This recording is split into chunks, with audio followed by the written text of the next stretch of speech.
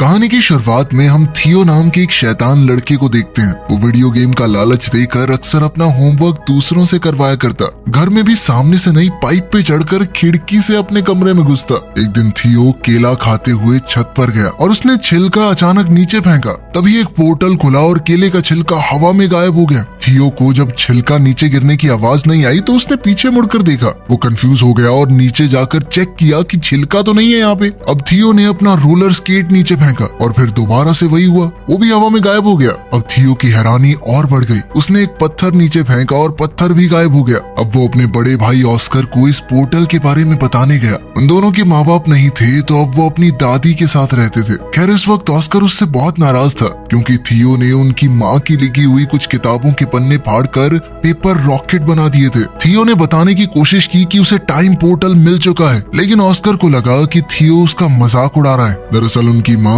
अचानक ही कहीं गायब हो गई थी। जहाँ एक तरफ थियो सोचता था कि वो किसी के साथ भाग गई, वहीं ऑस्कर का मानना है कि वो एक काबिल साइंटिस्ट है जो कि टाइम पोर्टल्स को ढूंढ रही थी और शायद अब किसी और समय में फंस चुकी हैं। वो उनकी रिसर्च को समझकर अपनी माँ को वापस लाना चाहता था। अब दोनों भाइयों में लड़ाई बढ़ती जा रही थी। इसी बीच दादी ने उन्हें कुछ खाने के लिए बुला लिया। दादी के आगे वो दोनों शांत रहे, लेकिन दादी के जाते ही दोबारा बहस शुरू हो गई। ऑस्कर ने गुस्से में थियो को एक आधी गाली बक दी, जिसके बाद थियो ने गुस्से में ऑस्कर का टर्टल पोर्टल में फेंक दिया। ऑस्कर बेचैन होकर हर जगह अपने प्यारे टर्टल को ढूंढने लगा, जिसके ना मिलने पर ऑस्कर ने हर जगह अपने टर्टल की मिसिंग पोस्टर्स लगाए। ऑस्कर उस टर्टल के बहुत करीब था। वो उससे अलग होकर बस रोता रहता। जल्द ही थियो को अपनी गलती का एहसास हुआ और उसने सब कुछ ठीक करने के लिए पोर्टल में कूदने का सोचा। पोर्टल में कूदते ही थियो भी वहां पहुंच गया जहां सब कुछ पड़ा था जो उसने पोर्टल में फेंका था। टर्टल भी वहीं पर था। थियो टर्टल को लेकर घर चला गया और वापस वहीं रख दिया, जिसके बाद वो चुपचाप सो गया।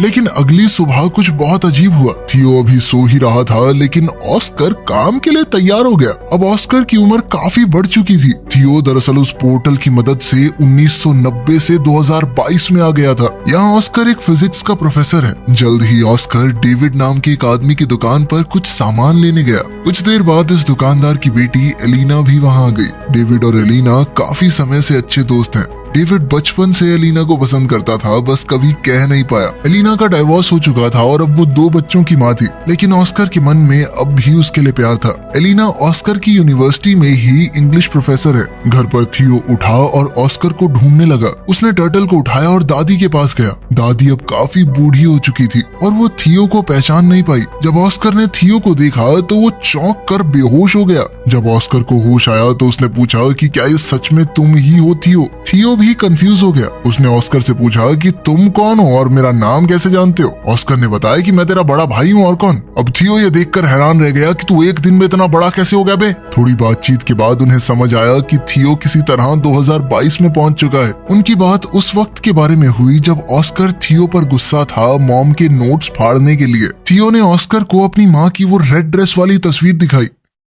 थियो अब परेशान होकर 1992 में वापस जाना चाहता था क्योंकि उसे डर था कि अगर लेट हो गया तो दादी उस पर चिल्लाएगी। थियो छत पर गया ताकि वो पोर्टल में वापस कूद पाए, लेकिन जैसे ही उसने पत्थर फेंका वो गायब हुआ ही नहीं। ये वाला पोर्टल तो 2022 में बंद हो गया था। थियो परेशान हो गया कि वो पोर्टल बंद कैसे हो सकता है। इस पर ऑस्कर ने उसे समझाया कि टाइम ट्रैवल इतना सीधा नहीं है। जिस रास्ते तुम यहाँ पर आए हो जरूरी नहीं वो पोर्टल वापस भी जाता हो। अब ऑस्कर ने सोचा कि एक नया पोर्टल ढूंढना पड़ेगा ताकि 2022 से 1990 में वापस जाया जा सके। इस बारे में जानकारी इकट्ठा करते हुए ऑस्कर थियो को अपने सीनियर प्रोफेसर के पास ले गया। उसने बताया कि 2022 में साइंस और टेक्नोलॉजी ने काफी तरक्की कर ली है, लेकिन टाइम पोर्टल जैसी कोई चीज नहीं हो सकती। प्रोफेसर की बात सुनकर दोनों भाई वहाँ से वापस आ गए। थियो मॉडर्न दुनिया को देखकर काफी हैरान था। उसने ऑस्कर का फोन देखकर पूछा कि ये क्या है। ऑस्कर ने समझाया कि ये एक फोन है, लेकिन पुराने फोन्स की तरह इसमें नंबर घुमाने नहीं पड़ते,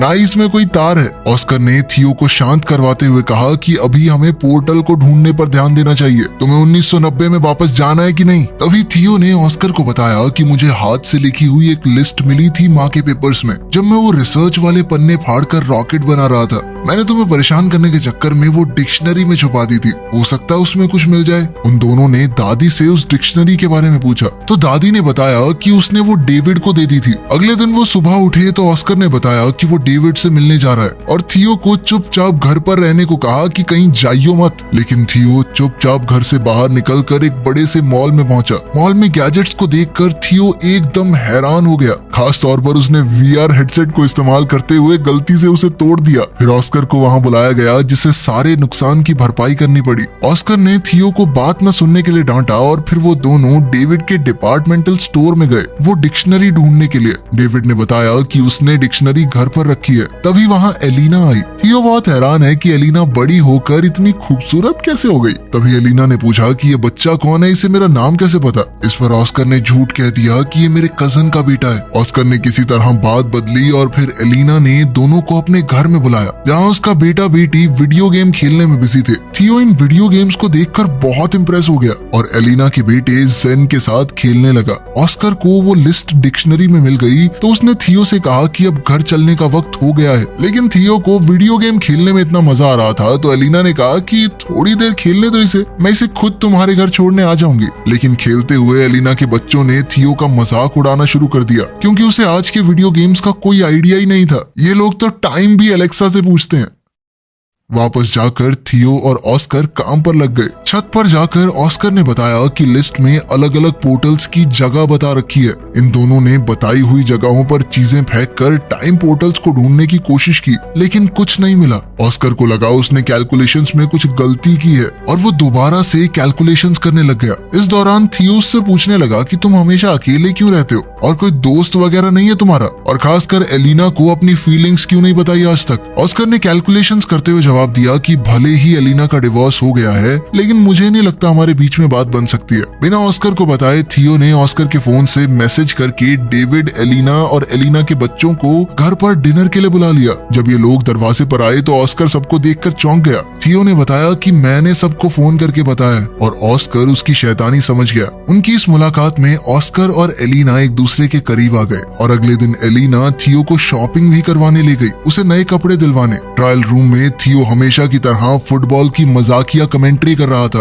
उसकी ये हरकत एलिना को याद आ गई और वो पहचान गई कि ये ऑस्कर का छोटा भाई थियो है। उसने थियो को गले लगाया और पूछा कि इतने साल गायब होने के बाद भी तुम्हारी उम्र क्यों नहीं बढ़ी। थियो ने बताया कि मैं एक टाइम पोर्टल में कूद गया था जिसकी मदद से वो सीधा 1990 से यहाँ पहुंच गया 2022 में। एलिना को विश्वास तो नहीं हो रहा था लेकिन उसके सामने जीता जागता सबूत था। एलिना ने कंफर्म करने के लिए ऑस्कर से पूछा। ऑस्कर ने पत्थर को छत से नीचे फेंका और इस बार पत्थर उछलकर ऊपर आ गया जिससे पता चला कि टाइम पोर्टल वहां है। ऑस्कर ने समझाया कि टाइम पोर्टल 3 तरह के होते हैं। पहली तरह के पोर्टल से सीधा ट्रैवल किया जा सकता है एक समय से दूसरे समय में। दूसरी जगह का पोर्टल पता नहीं आपको कहाँ ले जाकर पटक दे। और तीसरी तरह का पोर्टल बहुत खतरनाक होता है क्योंकि वहां से बाहर नहीं निकला जा सकता। थियो पहली तरह के पोर्टल का इस्तेमाल करके 2022 में पहुंचा है और अब उन्हें सही पोर्टल ढूंढना होगा जिससे थियो को वापस 1990 में भेजा जा सके। अब इन लोगों ने रोजाना रिसर्च करना शुरू कर दिया और एलिना का रोज वहां आना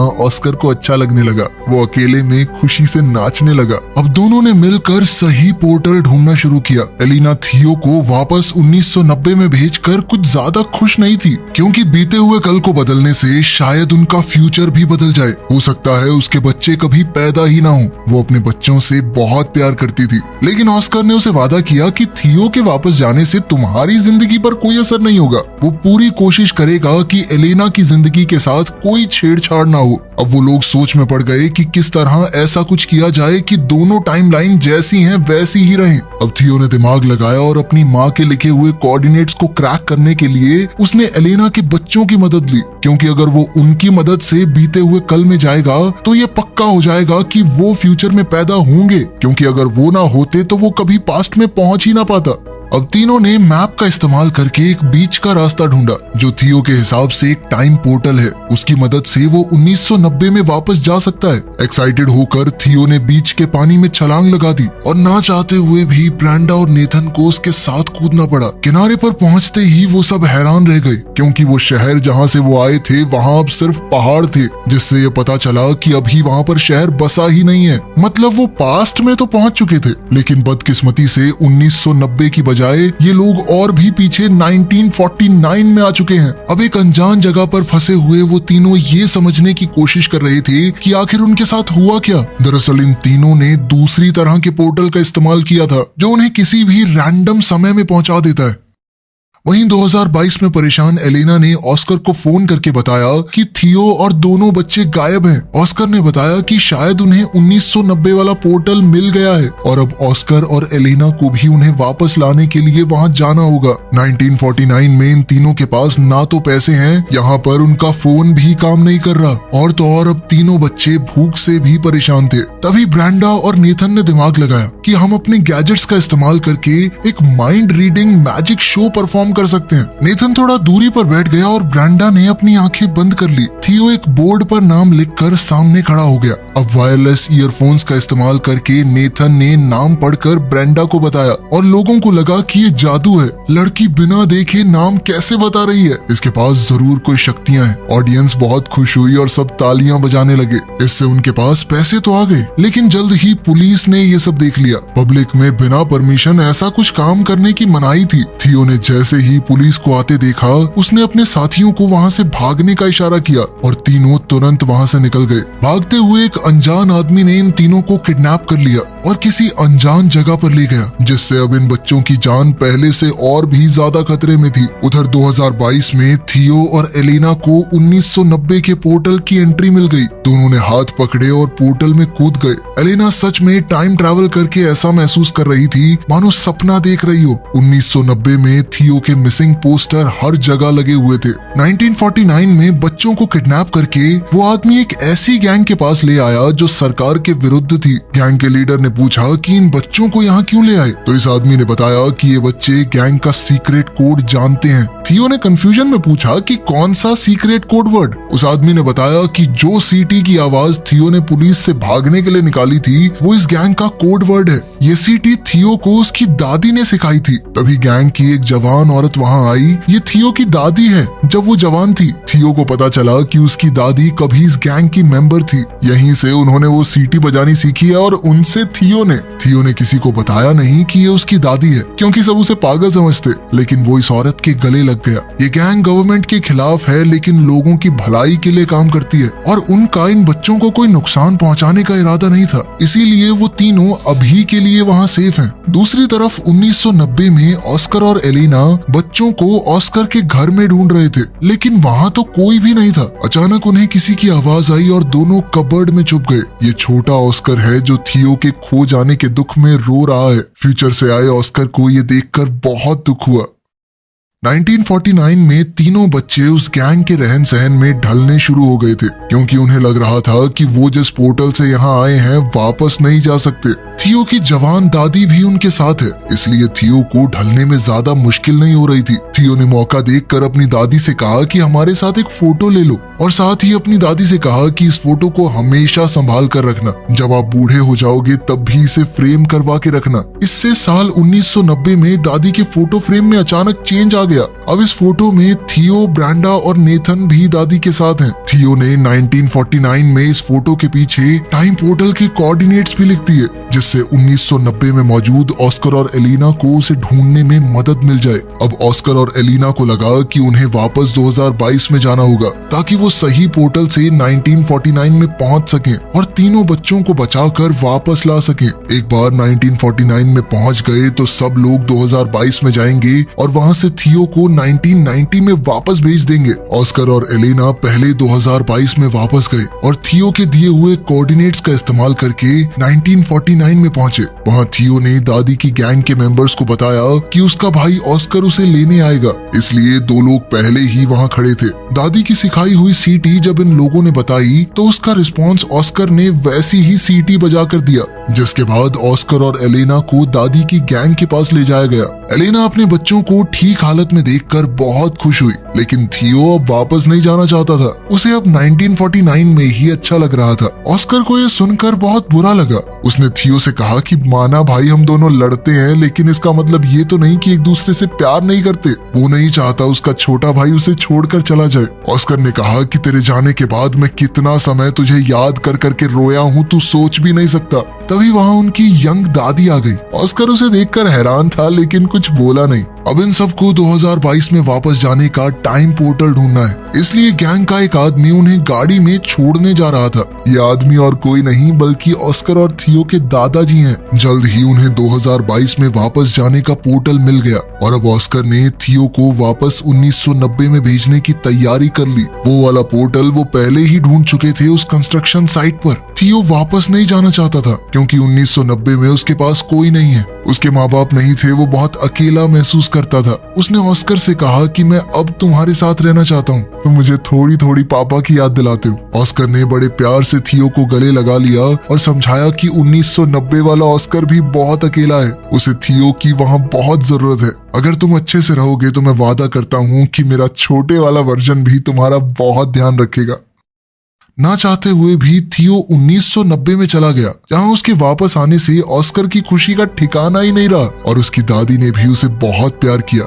जब थियो से पूछा गया कि वो कहाँ था, तो उसने दादी को एक झूठी कहानी सुना दी कि उसे एक गैंग ने किडनैप कर लिया था। थियो के जाने से परेशान और कंफ्यूज्ड अब ऑस्कर भी इस बात पर भरोसा करने लगा कि शायद उनकी माँ सच में उन्हें छोड़कर चली गई है और फ्रस्ट्रेट होकर माँ की किताबों को उसने फेंकना शुरू कर दिया। लेकिन थियो ने वहाँ आकर अपने टाइम ट्रैवल की पूरी कहानी ऑस्कर को बताई। उसने ऑस्कर को 2022 का फोन भी दिखाया। ऑस्कर को उसकी कहानी पर पूरा भरोसा तो नहीं हुआ, लेकिन फोन देखने के बाद वो उसकी बात को झुकला भी नहीं पाया। दोनों भाइयों ने अब कभी भी टाइम पोर्टल का इस्तेमाल ना करने का फैसला किया और वर्तमान समय में खुश रहने का वादा भी। अब 2022 में दोनों भाई एक साथ हैं और जैसे ही घर की घंटी बजी, थियो ने ऑस्कर का मजाक उड़ाते हुए कहा कि तुम्हारी गर्लफ्रेंड एलेना आई होगी। थियो ने ऑस्कर से कहा कि अब तो अपने मन की बात बता दे उसे, डाइवोर्स भी हो गया उसका। थियो ने जानबूझकर ऑस्कर को पहले ये सब नहीं कहा, क्योंकि अगर वो ऐसा कर देता तो एलिना के बच्चे कभी पैदा ही ना होते और एलिना की जिंदगी पूरी तरह बदल जाती, जो उसने वादा किया था कि वो नहीं बदलेगा। लेकिन अब बिल्कुल सही वक्त था, बच्चे भी पैदा हो चुके, डाइवोर्स भी हो गया। ऑस्कर ने जैसे ही दरवाजा खोला तो एलिना बाहर ही खड़ी थी और यहाँ से इनकी जिंदगी को एक नया मोड़ मिल सकता है। अब आखिर में सीन बहुत ही पुराने वक्त का दिखाया जाता है। एक पोर्टल खुला और उसमें से एक औरत निकली। ये वक्त बहुत पुराना है और लोगों को साइंस के बारे में कुछ भी नहीं पता। ये औरत कोई और नहीं बल्कि थियो और ऑस्कर की माँ है। दिखाया जाता है कि वो एक साइंटिस्ट है, तो वो लोगों को साइंस के बारे में पढ़ाने लगी, जिससे फ्यूचर में बहुत ज्यादा बदलाव आ सकता है। यहीं पर कहानी खत्म होती है।